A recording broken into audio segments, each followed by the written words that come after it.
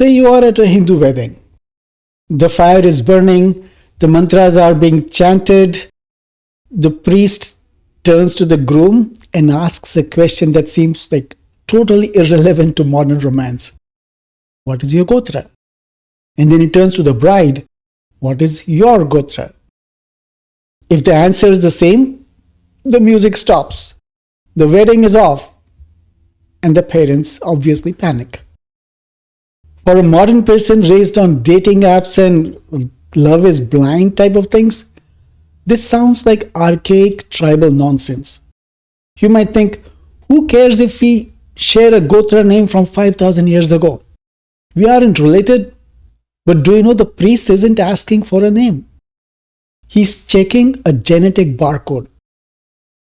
4,000 years before Gregor Mendel discovered genes in peas and say 5,000 years before Watson and Crick discovered DNA, the ancient Rishis of India had already built a system to track the Y-Chromosome across millennia.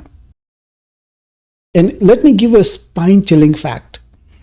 I will tell you how you can literally go see your great-great-grandfather's real signature or his thumbprint, or how to know the names of your ancestors in the last 7 to 10 generations if you know your Gotra. Friends, this is why Bharat leads. Gotra system isn't just a religious ritual. It is the world's longest running, most sophisticated genetic experiment.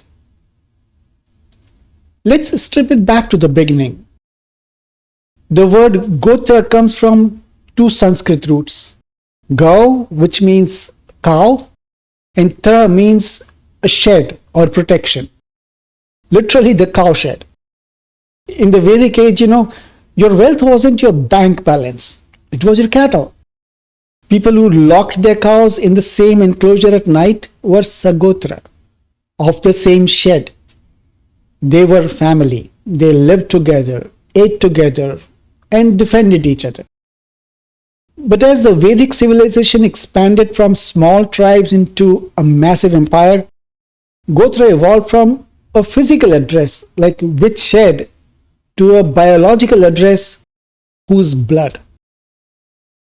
The ancients realized something profound. You can change your last name. You can change your caste. You can change your religion. You can change your village. But you cannot change your biology. So they established the Saptarishis, the 7 sages, as the root nodes of human family tree. Every Gotra traces back to one of these 7 or sometimes 8 original patriarchs. Who were they? Vishwamitra, Jamadagni, Bhardwaja, Gautama, Atri, Vashishta, Kashyapa, and sometimes also Agastya. These weren't just priests. They were the Einsteins and Newtons of their time, actually way more than them. And if you carry a Gotra today, you are claiming to be a direct biological descendant of one of these specific men. Now let's get scientific. Is this claim real? Can you actually trace lineage for 5,000 years? Modern science says yes. Humans have 23 pairs of chromosomes, right? The 23rd pair determines sex. Females are XX, males are XY. Here is the magic of the Y-chromosome. Most of your DNA gets shuffled like a deck of cards every time a child is born. You are a mix of your mom and dad, who are a mix of their parents. After 5 generations, your DNA is like a soup, except for the Y-chromosome. The Y-chromosome does not mix. It does not recombine. It is passed from father to son to grandson to great-grandson, virtually unchanged. It is a biological photocopy. Let me give you a real-world proof. Have you heard of the Jewish Cohen lineage? In Judaism, the Cohens claim to be direct descendants of Aaron, Moses' brother. Scientists were skeptical, so they did a DNA study. They found that almost all men who claimed to be Cohens, whether they lived in Russia, America, or Israel, they all shared a genetic specific marker called the Cohen model haplotype. Their oral tradition was accurate for 3,000 years. The Gotra system is the exact same mechanism, but on a much larger scale. If you are a Bharadwaja, you theoretically carry the Bharadwaja Y haplotype. The Rishis didn't have a microscope that time, but they understood that the seed of the father, the Y, is the only thing that survives time. The Gotra system was their method of tagging this chromosome. Now, you might say, but the West has surnames. Isn't that the same? Not really. And here is why other cultures often struggle to trace their deep lineage. In the West, and actually in many other cultures, surnames are usually occupational or geographical. Like Smith means your ancestor hit metal. Miller means your ancestor ground grain. Hill means your ancestor lived, well, on a hill. The problem? There were thousands of blacksmiths in England who were not related to each other. If you meet another Mr. Smith in New York today, you have no idea if you are related. The name tells you what your ancestor did, not who he was. Contrast that with Gotra. If you meet a Bharadwaja in Tamil Nadu and a Bharadwaja in Kashmir, two places separated by 3,000 kilometers, you know instantly we share a Y-Chromosome. The Gotra system tracks blood, not business. This is what other cultures miss, a dedicated, mesmerizingly accurate system of biological tracking that survives migration and language changes. Interestingly, this leads to the big controversy. Why is the Gotra marriage, that is marrying within the same Gotra, banned? Is it just because we are brothers and sisters? No. It is about survival of the species. The Rishis understood a concept that modern biology calls inbreeding depression. All humans, carry recessive genes for diseases, blindness, blood disorders, genetic defects. As long as these genes are paired with a healthy gene, you are fine. But if you marry a relative who carries the same bad gene, boom, the disease activates in the child. By banning marriage within the Gotra, the Rishis were forcing exogamy. They were forcing you to look for a partner outside of your genetic cluster. In biology, this creates heterosis or hybrid vigor. Offspring from genetically distant parents are, taller, stronger, more immune to diseases, and smarter. Look at what happens when you don't have a Gotra system. Look at the royal family of Spain, the Habsburgs. They wanted to keep their blue blood pure. So what they did? They married cousins and nieces for 200 years. The result? King Charles II. He was born with a jaw so deformed he couldn't chew. He couldn't walk until he was 8. He was infertile. His autopsy stated his heart was the size of a peppercorn. The dynasty collapsed. The Gotra system was a genetic firewall designed to prevent India from becoming the Habsburgs. It ensured that for 5,000 years, the gene pool remained diverse, robust, and healthy. Now, a lot of you are thinking, but wait, there are thousands of Gotras today. Are they all real? This is where the magnificence of the organization comes in. The Rishis created a filing system called pravara. Imagine a massive banyan tree. The root is the Saptarishi, for example, Bharadwaja. But Bharadwaja had a brilliant great-grandson named Garga. Garga became famous. His kids wanted to be known as Gargyas. So they started a new branch. But they didn't cut the root. If you listen to a priest recite your lineage during a puja, he won't just say your Gotra. He will recite your pravara, a list of 3 or 5 names. It usually sounds like Angirasa, Braspataya, Bharadwaja, Gargya. He's tracing the line backwards. You are Gargya who came from Bharadwaja, who came from Braspati, who came from Angirasa. The system remembers the entire path. It allows for new identities or new Gotras without losing the original genetic data.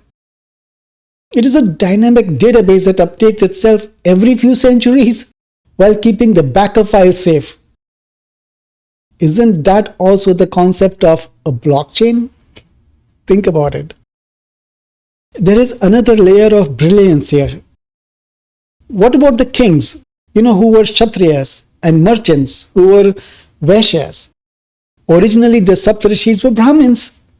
So how does a warrior have a priestly Gotra? The ancients invented spiritual adoption. In a time before public education, the guru was the center of your life. When a king was crowned, he would take the Gotra of his royal priest, who was also called the Kulaguru. He would say, I am a child of this guru's wisdom, so I take his lineage. This bound society together. It created a link between the power, that is the king, and the wisdom, the priest. It meant that a warrior in Rajasthan and a priest in Tamil Nadu could share a Gotra and feel a sense of kinship. It unified the caste system horizontally, creating bridges between different communities. This brings me to the sociological magnificence. We live in a world of isolation. If you move to New York or London, you are a stranger. But in ancient India, the Gotra was a passport. If a traveler from Kashmir walked into a village in Kerala, 2000 miles away, he didn't need a hotel. He would knock on the door and announce his Gotra. I am of the Atri Gotra. If the homeowner was also Atri, the door would open. Now you are Sagotra, you are my brother. He would be fed, housed and protected, not as a charity case, but as a family member. The Gotra system turned a subcontinent of 300 million people into a network of extended families. It was the original social safety net. LinkedIn, Couchsurfing and Ancestry.com rolled into one. Of course, operating without electricity or the internet. I want to address one modern criticism. People say it is patriarchal. It ignores the mother. Biologically, yes, it tracks the Y-chromosome, the male line. But the system has a fail-safe for women too. When a woman marries, her Gotra changes to her husband's. Why? Because in the Vedic view, she becomes the owner of the new lineage. The Vedas say the wife is the foundation of the home. By transferring her to the husband's Gotra, the system ensures that her children belong to a defined genetic line. And critically, in the marriage rules, you are often not allowed to marry into your mother's original Gotra either. This proves they were tracking the female DNA, the mitochondrial line, via the prohibition rules. Even if the label was male, they were covering both bases to ensure maximum genetic diversity. We talked about how Gotra connects you to living relatives, but it also connects you to the dead in a way that it will blow your mind. Let's go to Haridwar. If you walk down the ghats, you will see men sitting under umbrellas with massive, long bound books wrapped in red cloth. These men are the pandas, and those books are the bahikhatas. They are the Hindu cloud storage before the internet existed. Here is the magic trick. You can walk up to the panda who has never met you You don't tell him your grandfather's name. You give him 3 points. Your native village, where your ancestors came from, your caste or community, and the key to the lock, your Gotra. What is the retrieval process? The Panda uses your Gotra and the village as the search index. He pulls out a scroll that might be 300 years old. He starts flipping. Because the records are organized by Gotra, he can skip thousands of names to find your specific branch. Suddenly he stops. He reads a line written in black ink from 1925. Visited by Ramakrishna, son of Govind of the Bharadwaja Gotra. He came here to immerse the ashes of his father. And then he turns the book around. There on the paper is a signature or a thumbprint. Your great-great-grandfather's actual signature. The experience is spine-chilling. These pandas have maintained these records for 15 to 20 generations. They note down births, deaths, pilgrimages, and migrations. If your great-grandfather moved from Lahore to Delhi in 1947, it is written there. If there was a family dispute in 1890, it might be written there. This isn't just folklore. These records are so detailed and accurate that the Indian Court of Law actually accepts them as valid evidence in property disputes and inheritance cases. They are considered more reliable than some government municipal records because a Panda's reputation depends on the accuracy of his book. So when we say the Gotra connects you to the past, in Haridwar, you can literally touch the paper that proves it. And here is a fun fact for you. Sometimes during a puja, you will hear someone say their Gotra is Kashyapa, while they don't actually know their lineage. Why is Kashyapa the default? Sage Kashyapa is known in mythology as the father of all living beings, devas, asuras, and humans. So if you have forgotten your lineage, or you are an adopted child, or if you convert into the fold, you are adopted into the Kashyapa Gotra. It is the universal folder, for those who have lost their specific tag. But friends, I need to make a very important distinction. Gotra is not caste. Caste or jati refers to your community, profession, or social standing. Gotra refers to your genetic lineage. You can have people of different castes who share the same Gotra because the sages were ancestors to all. Conversely, you can have people of the same caste with different Gotras. Think of your caste as a social club and Gotra as a blood type. They are totally different metrics. So does Gotra matter today? In a world of Tinder and Bumble, we don't check lineage before a first date. And medically, if you are marrying someone from the same Gotra, but you are distant by more than 5 or 6 generations, the genetic risk is negligible. However, as a record-keeping system, it is a masterpiece. It is a reminder that you are not an island. You are a link in a chain that stretches back 5,000 years. You have a system that prevented genetic diseases through mandated diversity. A system that created social safety net across a continent. A system that survived invasions, wars, even colonization. So the next time someone asks you, what is your Gotra? Don't mumble. Say it with pride. You are reciting a history that is written in your very blood. And if you hit that like button and share this with your family and friends, you will never forget your Gotra again. This is Bharat Leads. Jai Hind.